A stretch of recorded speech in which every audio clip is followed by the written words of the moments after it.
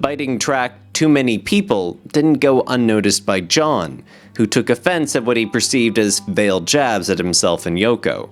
He said too many people preaching practices, John recalled later. That was a little dig at me.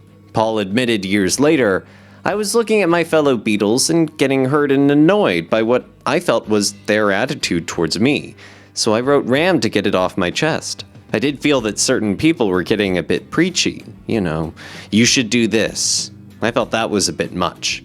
He clarified that the song wasn't entirely about John, but parts of it were, what he called a little dig. Paul's grievances with the other Beatles, particularly John and George, were all over Ram, even if they were buried between sun-drenched harmonies and playful melodies. On the surface, it sounded like a lighthearted album, but underneath the surface, there was tension, sarcasm, and frustration. The lyric, "You took your lucky break and broke it in two," also seemed pointed. While Paul insisted it could be applied more broadly, John took it personally and responded in kind. That same year, John fired back with "How Do You Sleep" on his Imagine album.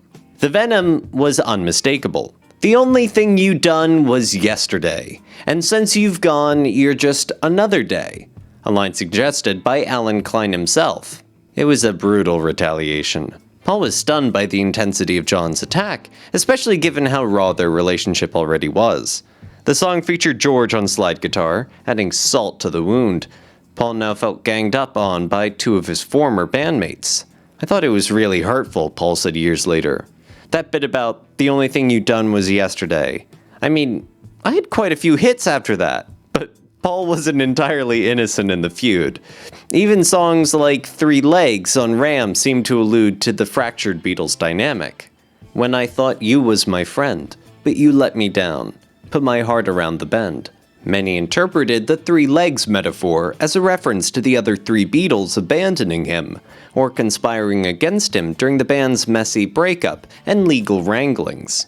In fact, Paul had been increasingly frustrated by the way he was portrayed in the press and by others.